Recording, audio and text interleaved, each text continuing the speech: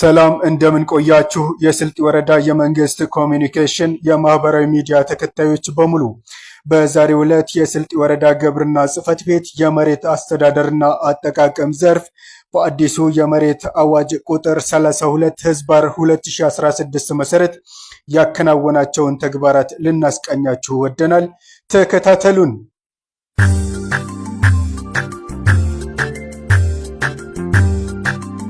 የስልጤ ወረዳ የመሬት አስተዳደርና አጠቃቀም ዘርፍ ኃላፊ አቶ ኑሪ ድልሰቦ ከስልጤ ወረዳ ኮሚኒኬሽን ጋር ባደረጉት ቆይታ እንዳሉት ባለፉት ዓመታት ከመሬት ልኬትና ተያያዥ ጉዳዮች የሚነሱ ጥያቄዎችን በመሬት ትራንዛክሽን በማስገባት እየተስተካከለ ያለበት ሁኔታ መኖሩን ተናግረዋል። አመሰግናለሁ። የስልጤ ወረዳ ግብርና ጽሕፈት ቤት ምክትል ኃላፊና የመሬት ዘርፍ ዋና ኃላፊ ነኝ።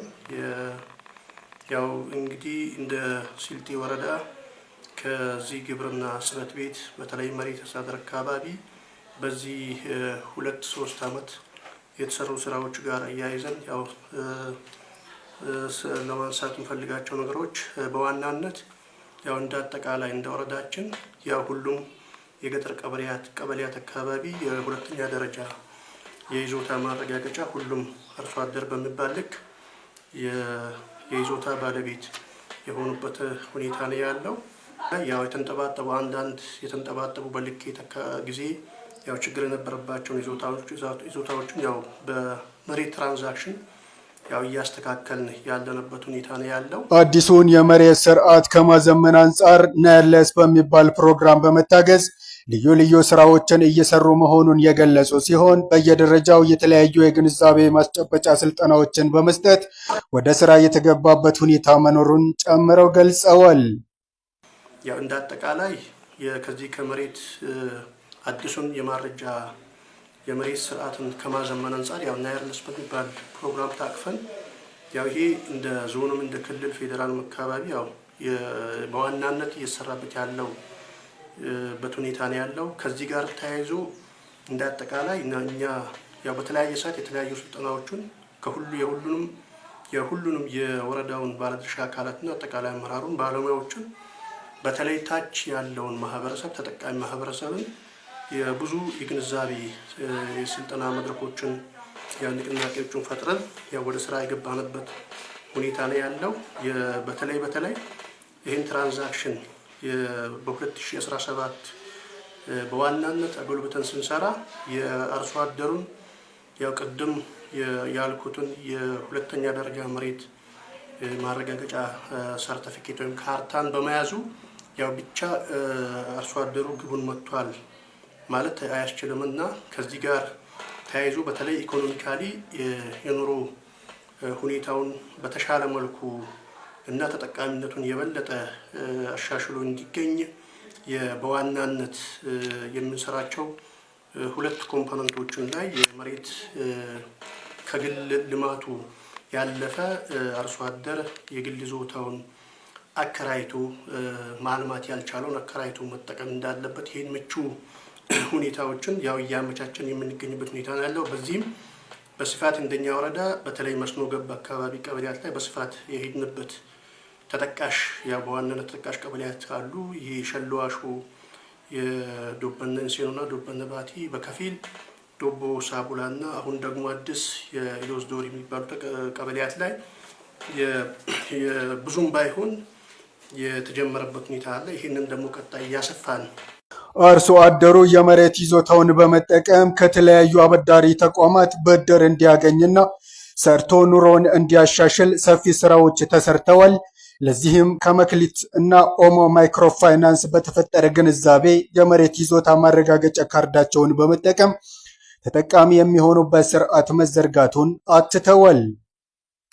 ዋናው የሚፈለገው ከቀደም ብሎ ባህላዊ ላይ የሚደራጅ የነበረው መረጃ በዘመናዊ አሰራር ያው ውል ገብተው መረጃዎችን በደንብ አደራጅተን እኛም ከመሬት አስተዳደር ጋር ይሄንን እያስተሳሰርነው ነው እየሄድን ያለ ነው። ሌላው ያው የብድር ተጠቃሚነት ነው። አርሶ አደሩ ባለው የግል መሬቱ ላይ በያዘው ካርታ ሰርቲፊኬት የዋስትና ማረጋገጥ ላይ እንደ ሀገርም ያው እውቅና የተሰጣቸው አበዳሪ ማይክሮ ፋይናንስ የአንደኛ ወረዳ መክሊትና ኦሞ በተለይ ኦሞና መክሊት በስፋት ያው ይሄንን የብድር ተጠቃሚነትን እንደ ዋስትና አርሶ አደሩ ካርታውን አስይዞ እንደየ ሁኔታው እንደ መሬት መጠኑና ተጨባጭነቱ ተረጋግጦ ብድር አግኝቶ ራሱን ኑሮውን ቤተሰቡን ያው የሚያሻሽልበት ሁኔታ ላይ ያለ በቀደም ያለውን ይሄ ደግሞ በሁሉም ቀበሌያት ላይ ያው እየተከናወነ ያለበት ሁኔታ ነው ያለው። በያዝነው በጀት ዓመት እንደ ወረዳ 11 ሚሊዮን 567,240 ብር ከኦሞና መክሊት ብድር አግኝቶ ኑሮውን እያሻሻለ እንደሚገኝ አቶ ኑሪ ገልጸዋል። 17 ብቻ እስከ 11 ሚሊዮን 567,240 ብር ከሁለቱ ማይክሮ ፋይናንሶች ከኦሞና ከመክሊት የአርሶ አደሩ ብድር አግኝቶ የተለያየ ሁኔታዎችን እያለማ መሆኑን ያው በተጨባጭ ታች ወርደን በፈጠርነው ግንዛቤ አንዳንድ አርሶ አደሮችም የቀበሌው መመራር አካባቢ በስፋት ያው ሲያንሳ እንደነበረ ያው አመላካች ነገሮች አሉ። ይሄን የቀበሌው ዋና አስተዳዳሪ አቶ መሐመድ ኑር ሰቦ አርሶ አደሩ በተፈጠሩ ግንዛቤዎች የመሬት ይዞታ ካርዱን ጥቅም ተገንዝቧል ያሉ ሲሆን ከመክሊትና ኦሞ ማይክሮ ፋይናንስ ብድር ወስዶ በተለያዩ የሥራ ዘርፎች በመሰማራት ኑሮውን እያሻሻለ እንደሚገኝ ተናግረዋል። መሐመድ ኑር ሰቦ ይባላል። እንግዲህ የዳጫ ገስላ ቀበሌ ዋና አስተዳዳሪ ነኝ።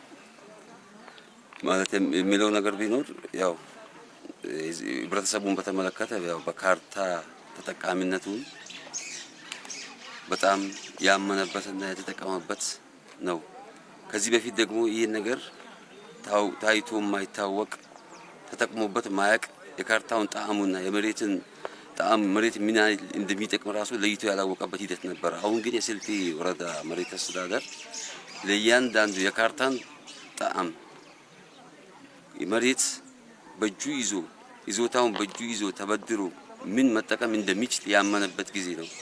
ከዚህም በፊት በመክሊት አማካኝነት በተለያየ ወደ ኦሞም ተሸጋግረው ተበድረው ሰዎች በወረዳው አምናው በይዞታቸው ይዞታ ይጠቅማል ወይ ብሎ ያመኑበት ጊዜ ነው። በአሁን ሰዓት ተጠቅመው ራሳቸውን አንዳንድ እንኳን ልጃቸውን ወደ ውጭ የላኩበት በይዞታቸው ደግሞ አስፋፍተው መሬት አስፋፍተው ጤፍ ምርት ራሳቸውን የለወጡበት ሂደት ነው ያለው።